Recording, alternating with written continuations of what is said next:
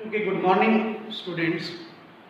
तो आज अपना जो फोर्थ चैप्टर है आपके एनसीईआरटी का रिप्रोडक्टिव है, उसके सेकंड लेक्चर में कॉन्ट्रासेप्टिव मेथड्स के बारे में अपन डिस्कस करें।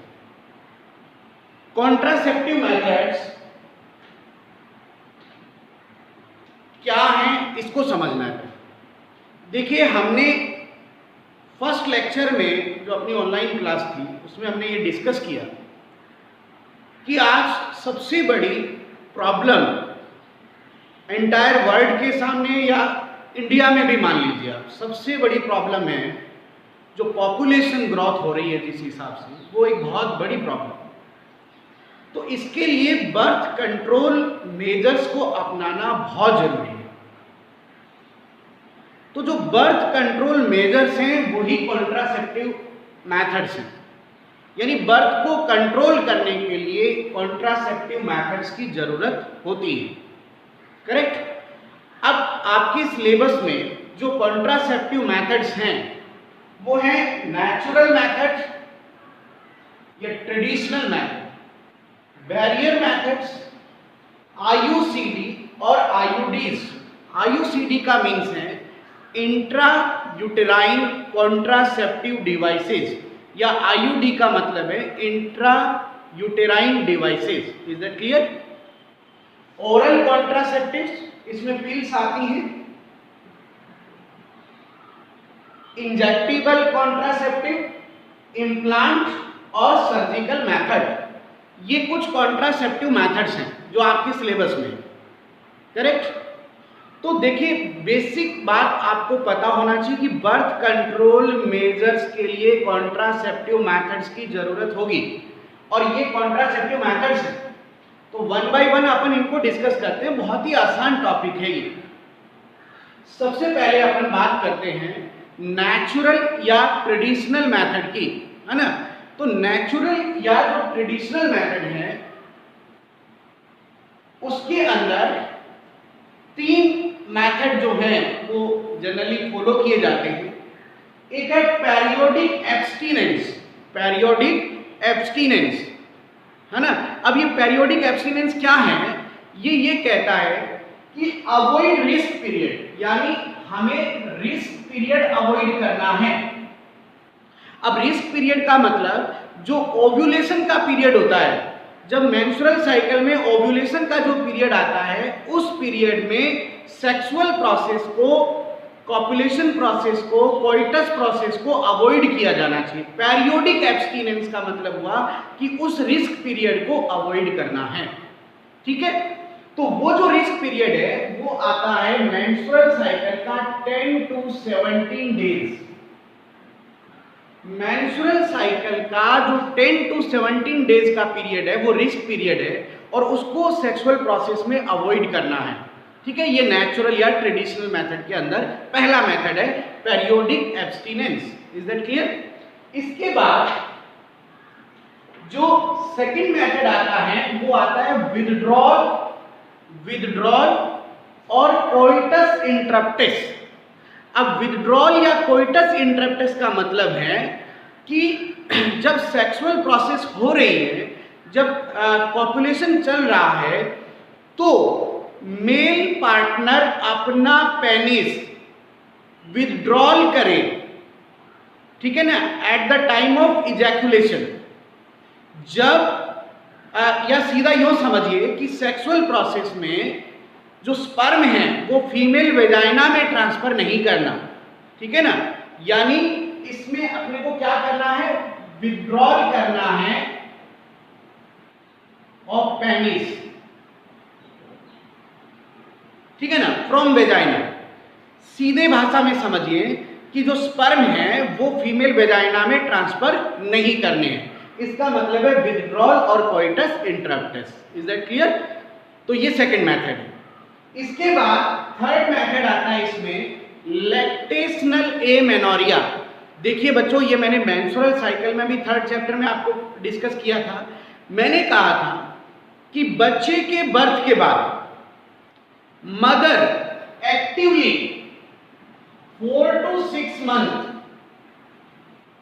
बच्चे के बर्थ के बाद जो 4 to 6 मंथ का पीरियड होता है, वो जो पीरियड है बच्चों, वो लैक्टेशन पीरियड होता है। उसमें मदर बच्चे को मिल्क फीडिंग करवाती है, और जब मिल्क फीडिंग होता है उस समय प्रोलैक्टिन हार्मोन ज्यादा होता है। बताया था ना मैंने आपको कि ये लैक्टेशन पीरियड है, ये लैक्टेशन पीरियड है, और इसमें प्रोलैक्टिन का लेवल बहुत ज्यादा है।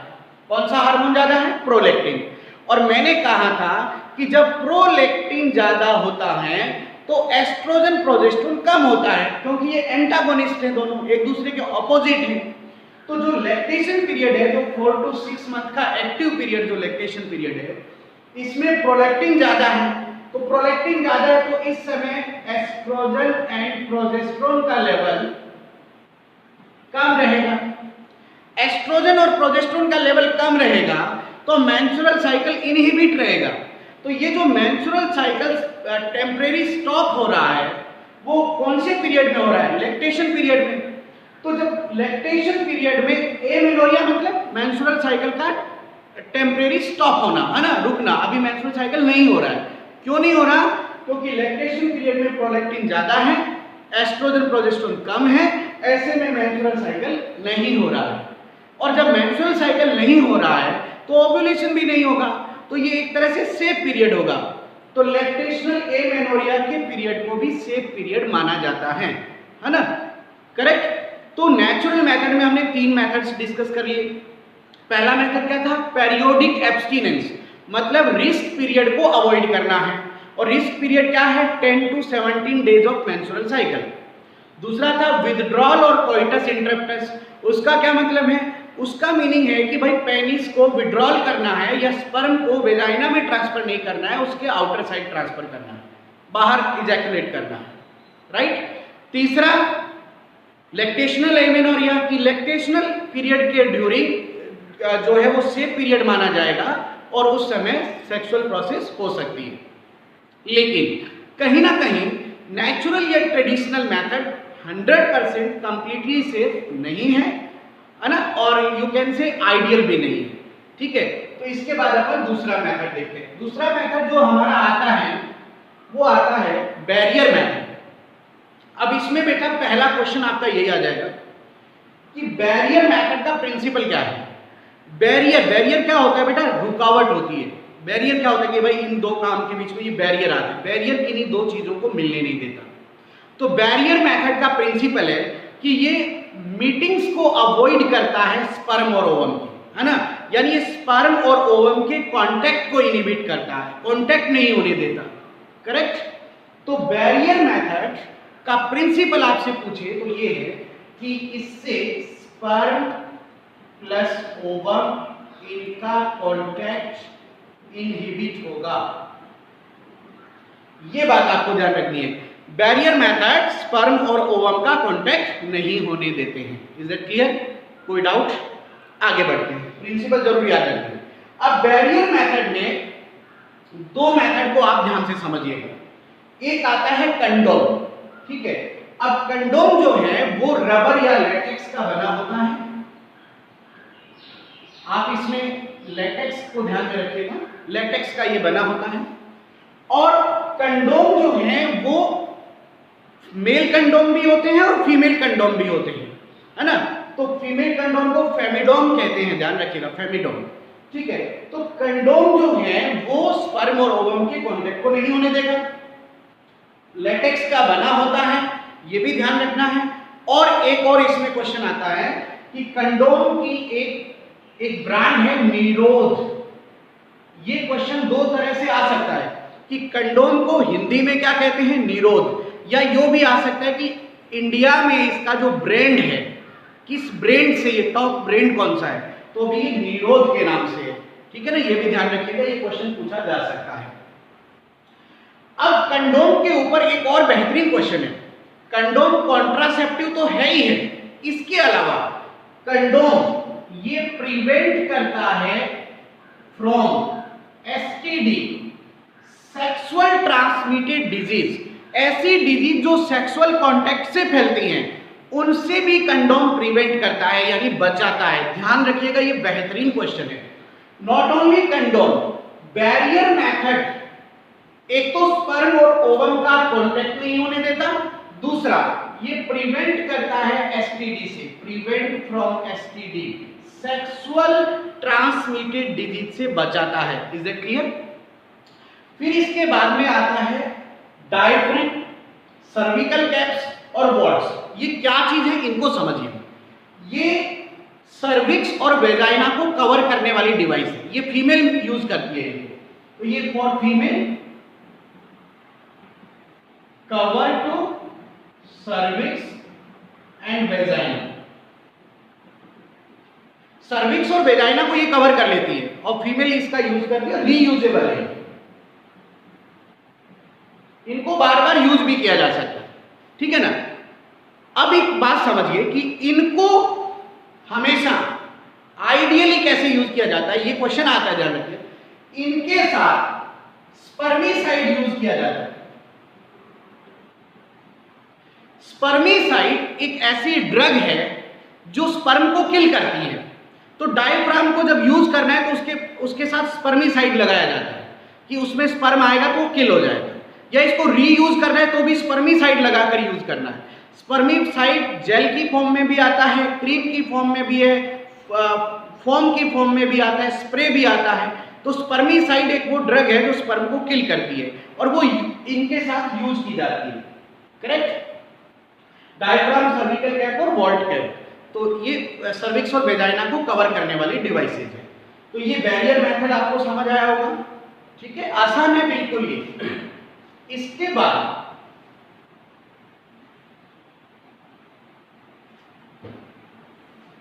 बाद आता है बच्चों आईयूसीडी या आईयूडीज। आईयूडीज क्या है? इंट्रा यूटेराइन डिवाइसेस, या IUCD intra uterine contraceptive devices. ये मैं आपको इसमें एक बेहतरीन क्वेश्चन पहले ही बता देता हूं, आपके एनसीईआरटी में भी है। Most safest, most widely usable contraceptive method in India is IUD. ठीक है ना? ये सेफ है और most widely used in India. ठीक है ना? ये आपको दो बातें ध्यान रखनी है, सबसे ज्यादा इंडिया में यूज होने वाला और सबसे सेफ मेथड। अब बेटा जो आईयूडी है इसमें क्या होता है कि ये कॉन्ट्रासेप्टिव डिवाइसेज हैं जो यूट्रस में, वेजाइना के थ्रू यूट्रस और सर्विक्स में लगाई जाती है। वेजाइना के थ्रू इनको यूट्रस या सर्विक्स में लगाया जाता है। करेक्ट? इंट्रा यूटेराइन डिवाइसेज जो यूट्रस में लगाई जाने वाली डिवाइसेज है। राइट? अब ये क्या करती है इसको समझते हैं अपन। ये इनके कुछ प्रिंसिपल है। ठीक है, क्या प्रिंसिपल है? देखिए, नंबर 1, ये स्पर्म की मोबिलिटी को इनहिबिट करती है। स्पर्म जो है उसको, उसकी जो मोबाइल नेचर है, मूवमेंट करने की नेचर है, उसको कम कर देती है। तो फिर स्पर्म सही समय पर ओवम से कांटेक्ट नहीं कर पाएगा। ये कार्य, ये जो प्रिंसिपल है जो मैंने लिखाया है, स्पर्म की मोबिलिटी को इनहिबिट करना, ये स्पेशली कॉपर रिलीजिंग आईयूडी का काम है। ये ध्यान रखिएगा, आपसे पूछा जाएगा कॉपर टी का क्या काम है। कॉपर टी क्या करती है? कॉपर टी स्पर्म की मोबिलिटी को इनहिबिट कर देती है। ये स्पेशली इसका फंक्शन है। करेक्ट? इसके अलावा बेटा ये फैगोसाइटोसिस नेचर करती है, नेचर इंक्रीज करती है। अब इसको समझिए। फैगोसाइटोसिस का मतलब है कि जब भी बॉडी में कोई भी फॉरेन स्ट्रक्चर आती है, बाहर से कोई भी चीज आती है, उसको डाइजेस्ट कर लेना। ठीक है ना? तो फैगोसाइटोसिस नेचर बढ़ाएगी तो जो भी स्पर्म आएगा, बाहर से स्पर्म जब ट्रांसफर हो रहा है यूट्रस में, तो उसका फैगोसाइटोसिस हो जाएगा। राइट? यानी वो डैमेज हो जाएगा। इसके अलावा इम्प्लांटेशन को इनहिबिट करती है, यानी यूट्रस के साथ इंप्लांट नहीं होने देती है। और सर्विक्स के म्यूकस में भी चेंज करती है। सर्विक्स जो म्यूकस बनाता है उसमें चेंज कर देती है, जिससे स्पर्म जो है वो मूवमेंट नहीं कर पाएगा, अंदर आगे बढ़ नहीं पाएगा। Is that clear? तो ये इनके जो है प्रिंसिपल है, ये आपको याद रखने हैं कि ये क्या करते हैं। तो इसमें सबसे ये जो आईओडी है इसको तीन भागों में आपके एनसीईआरटी में तीन पार्ट्स में दिया गया है। तो ये तीनों पार्ट्स आपको याद रखने हैं। सबसे पहले आता है नॉन मेडिकेटेड आईओडी। तो आपके क्वेश्चन भी आ सकता है कि नॉन मेडिकेटेड आईओडी कौन सी है। ऐसा नहीं कि सारे लिख दो। नॉन मेडिकेटेड आईओडी है लीपेज लूप। लीपेज लूप इसका एग्जांपल है। तो अब आपसे पूछे कि नॉन मेडिकेटेड आईओडी का एग्जांपल बताइए, तो क्या एग्जांपल है? लीपेज लूप, राइट। फिर आता है कॉपर रिलीजिंग आईओडीज, ऐसी आईओडी जो कॉपर को रिलीज करती है। और फिर इनका मेन फंक्शन क्या हो जाएगा? स्पर्म की मोबिलिटी को इनहिबिट करना। तो कॉपर रिलीजिंग आईओडी में क्या आता है? कॉपर टी, कॉपर 7 और multiload 375। Copper T, copper 7 and multiload 375 are the examples of copper releasing IUDs. और कॉपर रिलीजिंग आईओडीज का मेन प्रिंसिपल आपको ध्यान रखना है, inhibit sperm mobility, right. Non medicated IOD का एग्जांपल क्या है? लीपेज लूप। कॉपर रिलीजिंग आईओडी का है कॉपर टी, कॉपर 7 और मल्टीलोड 375। एग्जांपल्स याद रखना है। फिर आता है हार्मोन रिलीजिंग आईओडी। ये जो आईओडीज हैं ये कॉन्ट्रासेप्टिव पिल्स की तरह ही काम करती है। तो ये जो हार्मोन रिलीजिंग आईओडी है इसमें आता है प्रोजेस्टेरेंट और LNG-20 लेवोनोगेस्ट्रियल। इसका फुल फॉर्म है लेवोनोगेस्ट्रियल 20 और प्रोजेस्टेरॉन। ये दो ऐसे एग्जांपल आपको ध्यान में रखने हैं जो हार्मोन रिलीजिंग आईओडी है, राइट। ये एग्जांपल्स हैं सारे। और हार्मोन रिलीजिंग आईओडी का जो मेन काम आता है वो आता है इम्प्लांटेशन को रोकना, सर्विक्स के म्यूकस को चेंज करना। ये हार्मोन रिलीजिंग आईओडी का मेन काम आता है। Is that clear? तो आईओडी समझ गया। मेन क्वेश्चन, सेफेस्ट और most widely used in India.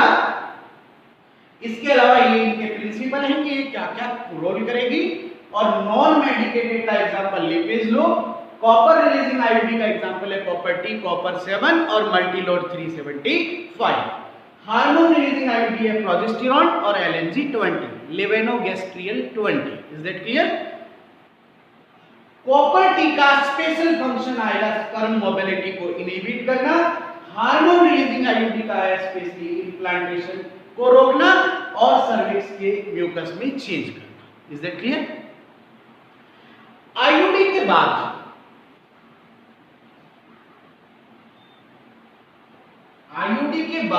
जो नेक्स्ट मेथड आता है अपना वो आता है ओरल कॉन्ट्रासेप्टिव। अब ये जो ओरल कॉन्ट्रासेप्टिव पिल्स है इनको कंबाइनिंग पिल्स भी कहा जाता है। कंबाइनिंग पिल्स का मतलब कि ये जो पिल्स है वो एस्ट्रोजन प्लस प्रोजेस्टेरोन के कॉम्बिनेशन में ली जाती है। एस्ट्रोजन प्लस प्रोजेस्टेरोन के कॉम्बिनेशन में ली जाती है।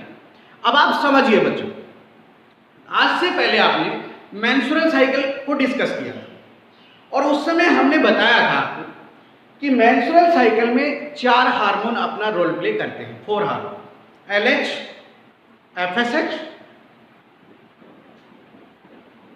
एस्ट्रोजन और प्रोजेस्टेरोन। ये 4 हार्मोन मेंस्ट्रुअल साइकिल में अपना रोल प्ले करते हैं, बताया था आपको। और अब आपको यह भी पता है, आपने 11th में भी डिस्कस किया था कि हार्मोन अगर ज्यादा हो जाए या हार्मोन कम हो जाए तो डिसऑर्डर आता है। और मेंस्ट्रुअल साइकिल में भी आपने ये डिस्कस किया था कि अगर हार्मोन इम्बैलेंस हुआ तो फिर डिसऑर्डर आएगा। हम भी यहां कुछ ऐसा ही चाहते हैं। देखिए, कोई भी फीमेल है उसमें एस्ट्रोजन प्रोजेस्टेरोन ऑलरेडी बन रहा है ना, राइट। लेकिन हमने उसको कंबाइनिंग पिल्स की फॉर्म में एस्ट्रोजन प्रोजेस्टेरोन दिया, तो या तो हमने उसके हार्मोन के लेवल को ज्यादा किया है, ऑब्वियस बात है ज्यादा ही किया है। और जब हार्मोन का लेवल ज्यादा होगा तो मेंस्ट्रुअल साइकिल कि जो प्रोसेस थी ना, आपको पता है follicular phase, ovulation phase, post ovulation phase या ल्यूटियल फेज, वो सब गड़बड़ा जाएगा। वो पूरा समझाया हुआ है बच्चों मैंने आपको। आप सीधा समझिए कि अगर हमने एस्ट्रोजन प्रोजेस्टेरोन का लेवल पिल्स के थ्रू दिया है तो वो बॉडी के अंदर हार्मोन इम्बैलेंस हो जाएगा, हार्मोन का बैलेंस खराब हो जाएगा। ऐसे में क्या होगा, ऐसे में क्या होना है, एक तो ओव्यूलेशन इनहिबिट हो जाएगा, दूसरा अगर ओव्यूलेशन हो गया है तो फिर इम्प्लांटेशन इनहिबिट हो जाएगा।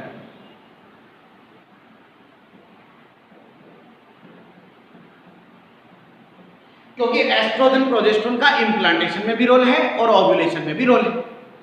अब आपसे पेपर में क्वेश्चन क्या पूछा जा रहा है कि ओरल कॉन्ट्रासेप्टिव पिल्स या कंबाइनिंग पिल्स किसका कंपोजिशन है, एस्ट्रोजन और प्रोजेस्टेरोन का composition.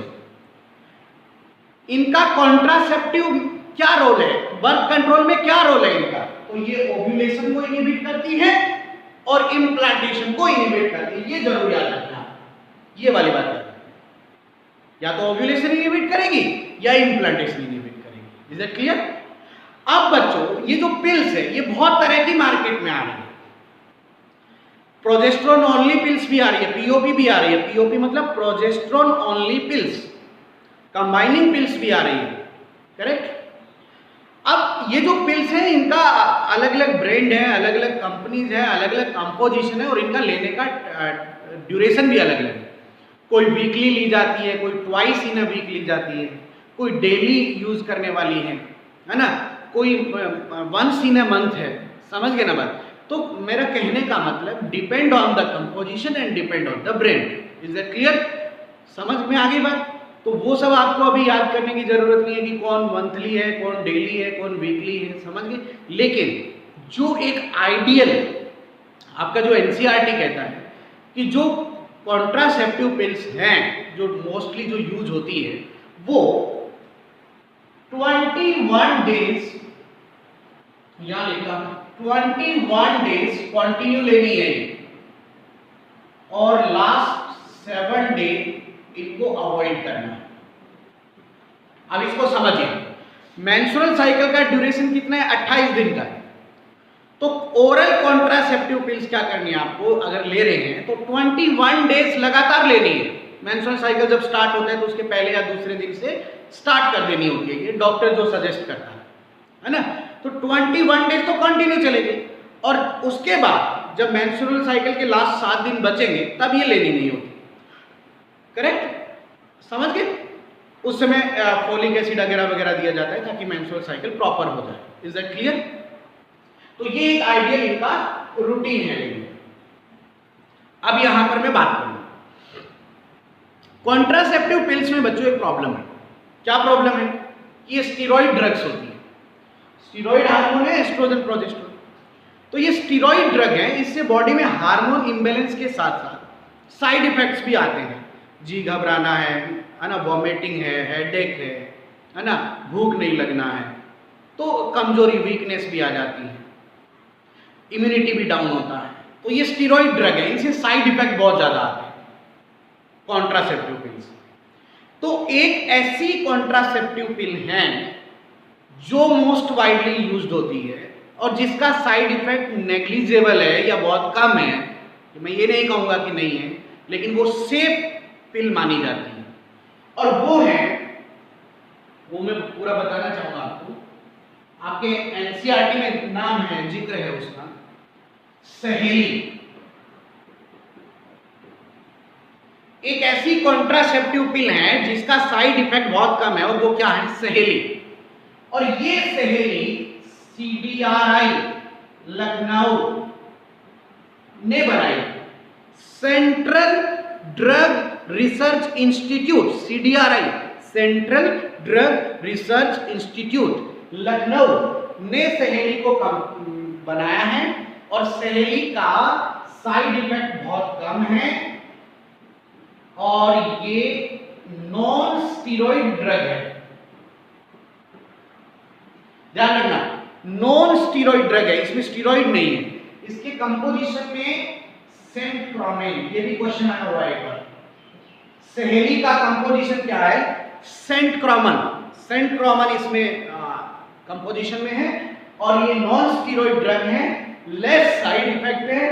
Central drug research institute Lucknow ने इसे डिजाइन किया है और इस कंपोजिशन में ये और भी नाम से मार्केट में आ रही है, वो नाम भी है चॉइस 7 के नाम से भी आ रही है, चॉइस 7 के नाम से भी इसी तरह के कंपोजिशन की ड्रग आ रही है, राइट। लेकिन आपको उस पर ध्यान नहीं देना, आपको सहेली की बात ध्यान में रखनी है। Is it clear? सहेली ड्रग, ठीक है, कॉन्ट्रासेप्टिव पिल्स के अंदर ये आ रही है। इसके साथ में आपको एक चीज और भी बताना चाहूंगा, कुछ इमरजेंसी पिल्स भी आती है जो विद इन 72 आवर्स ली जाती है। अगर रिस्क पीरियड में सेक्सुअल प्रोसेस हो गया है या कॉपुलेशन हो गया है रिस्क पीरियड में, है ना, ओव्यूलेशन पीरियड में, और आप बर्थ चाहते नहीं है, तो फिर इमरजेंसी पिल्स को भी यूज किया जाता है जो विद इन 72 आवर ली जाती है। ये क्वेश्चन भी ध्यान रखना, इमरजेंसी पिल्स भी ली जाती हैं,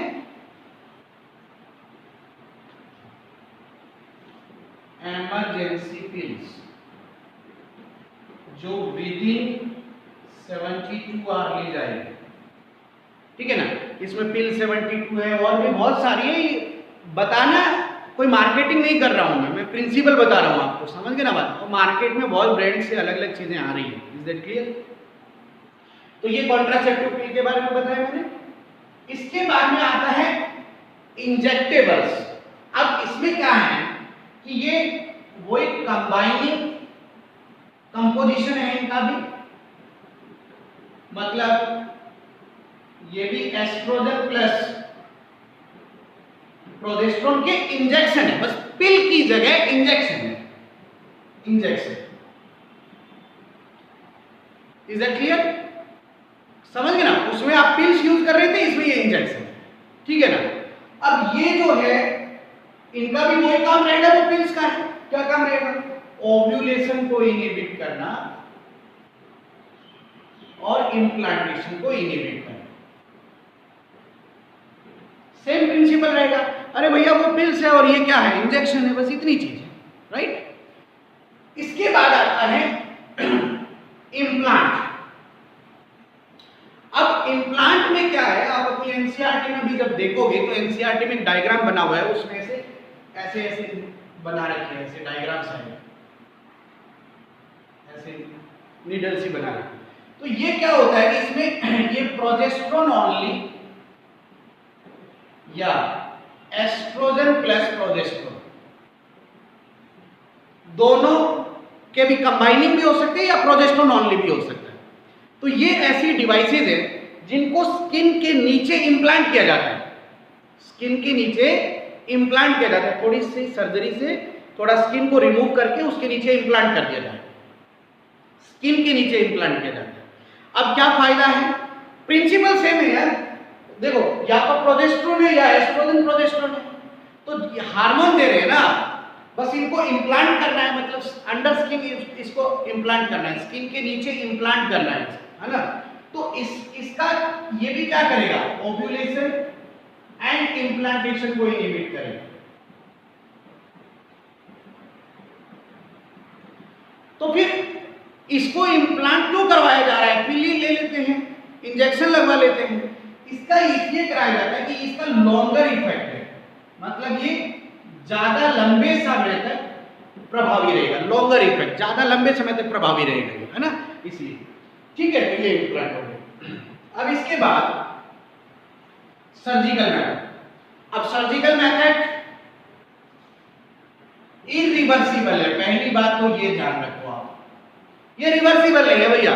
एक बार अगर आपने सर्जिकल मेथड करवा लिया तो फिर ये रिवर्सिबल नहीं है ना, ये इसका डिसएडवांटेज है, ठीक है ना, इरिवर्सिबल है ये, ठीक है। अब दूसरी बात, ये स्टेरिलाइजेशन मेथड के अंदर काउंट होता है, स्टेरिलाइजेशन मेथड भी बोलते हैं इसको, ठीक है ना, नसबंदी बोलते हैं इसको, नसबंदी हिंदी में आपने सुना होगा। तो सर्जिकल मेथड मैंने 3rd चैप्टर में भी पढ़ाया था आपको, 2 तरह के मेथड हैं, एक वैसेक्टोमी और एक ट्यूबेक्टोमी। ये फीमेल में होता है और ये मेल में। अब आपको बताया ट्यूबेक्टोमी में क्या होता है, ओविडक्ट यानी फैलोपियन ट्यूब को कट एंड सील कर दिया जाता है। किसको, ओविडक्ट यानी फैलोपियन ट्यूब को कट एंड सील करना है। और इसमें किसको करते हैं, वास डिफरेंस को, इसको कट एंड सील करें। ये थर्ड चैप्टर में बताया था बच्चों आपको मैंने। वैसेक्टोमी मेल में किया जाता है, मेल स्टेरिलाइजेशन मेथड है वैसेक्टोमी। उसमें क्या किया जाता है, वास डिफरेंस को कट एंड सील किया जाता है ना, तो आगे स्पर्म जो है वो आगे फर्दर ट्रांसफर नहीं होगा। और ट्यूबेक्टोमी में ओविडक्ट यानी फैलोपियन ट्यूब को कट एंड सील किया जाता है, तो वहां पर फिर फर्टिलाइजेशन नहीं हो पाएगा। इज दैट क्लियर, बात समझ आई? तो ये है हमारे कॉन्ट्रासेप्टिव मेथड्स। ठीक है, आप एक बार लेक्चर को सुन के एनसीईआरटी रीड करिएगा। बाकी कोई क्वेश्चन है तो अपन डाउट सेशन में ले लेंगे, नेक्स्ट लेक्चर में अपन आगे डिस्कस करेंगे। ठीक है, थैंक यू।